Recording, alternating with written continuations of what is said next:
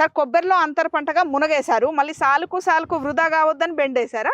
అవును, ఎందుకంటే మీరు చూస్తున్నారు 15 ఫీట్లు పెట్టుకున్నాం మనం ఏది కొబ్బరికి, మధ్యలో మునుగ పెట్టుకోకుండా అదే సాల్లో మునిగేసుకున్నాం. ఈ 15 ఫీట్లు వృధాగా పోతుంది పట్టాయి సాయిల్. మనం దీంట్లో అంతర్ సేద్యం ఎప్పటికీ చేస్తాం, కలుపు తీస్తూనే ఉంటాం. అలాంటప్పుడు ఒక బ్రహ్మాండంగా 3 ఫీట్లు మంచి బోజ వేసుకొని దాంట్లో ఈ అంతర పంటలు తీసుకోవడం వల్ల నష్టం ఏంది? నేను ఇప్పటికీ ఇది 4వ పంట నాది. కొబ్బరి చెట్లు పెట్టింది మొదలు, ఇది 4వ పంట. ఒకసారి బీరకాయ తీసుకున్నా, ఒకసారి ఆలుగడ్డ తీసుకున్నా, ముందు బెండి తీసుకున్నా, ఇప్పుడు మళ్ళీ బెండకాయ తీసుకుంటున్నా.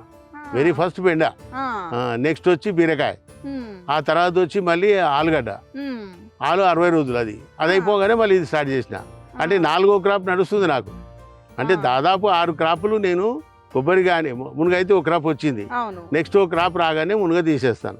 అంటే ఈ వేరియేషన్ కూడా అప్పుడు ఎంత ఫోటోసింథసిస్ ఈ కొమ్మలు కమ్ముకునే లెవెల్ వరకు వచ్చే పంటలన్నీ తీసుకుంటూనే ఉంటాను నేను. ఇది రైతులు గమనించాలి. ఎక్కడైతే మనకు సాంద్రత మధ్యన మిగులుతుందో దాన్ని ఉపయోగించుకోవాలి. దాన్ని ఉపయోగించుకోవడం వల్ల ఏమైతే అంటే మిగతా ఖర్చులు, దీంట్లో ఉన్న ఖర్చులు శుభ్రంగా బయటకు వస్తాయి. అది పంట మనకు చేతికి వచ్చే వరకు వచ్చే ఖర్చులన్నీ వెళ్ళిపోవాలి మనకి. ఇంకొకటి, ఇది సంవత్సరం పొడుగుతా 30 నుంచి 40 రూపాయలు అమ్ముతుంది. యావరేజ్ మీరు 30 వేసుకున్నా కానీ మనకు నష్టం లేదు. ఇది మీరు తెంపినప్పుడల్లా నాకు 200 కేజీలు వస్తుంది. 4 మడులు ఉన్నాయి, ఇట్లా 200 కేజీలు వస్తాయి. కింద హాఫ్ ఏరియా బాగాలేదని అక్కడ వేయలేదు నేను. మిగతా మొత్తం అంతా కలిసి బెండి కౌంట్ చేసుకుంటే హార్డ్లీ మనకు ఒక 2 క్వింటాల్ గ్యారంటీ ఎవరి ఆల్టర్నేట్ డే 2 క్వింటాల్ ఖచ్చితంగా. అంటే 15 సార్లు వస్తుంది. అంటే 30 క్వింటాల్ కదా మేడం.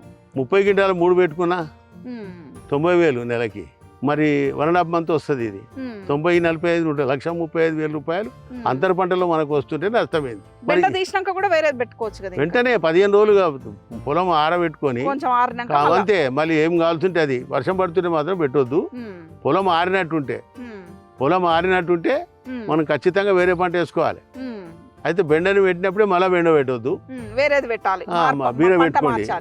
పంట మార్చుకుంటే అది అన్ని విధాలా శ్రేయస్కరం. ఎందుకంటే దీంట్లో ఉన్న బ్యాక్టీరియా కానీ ఇతర పెస్ట్ కానీ ఏ కంట్రోల్ అయినా దీంట్లో కూడా దానికి పనికి రావద్దు, అది ఉంటే దీనికి రావద్దు. ఉదాహరణకు పప్పాయి ఉంది, దాని వైరస్ ఎంత భయంకరం అంటే దాని పక్కన పంట బతకనియదు. సో ఇలాగే మనం ఏ పంట వేసినా పంట మార్పిడి అనేది జరగాలి. రైతు గుర్తుంచుకోవాల్సిన విషయం ఏంటంటే వేసింది వేసినట్టు ఎప్పుడూ వేయకూడదు. ఈవెన్ వరి కూడా కెనాళ్ళ కింద వంటే పంటలు, వరిలో అది వేరు మాట.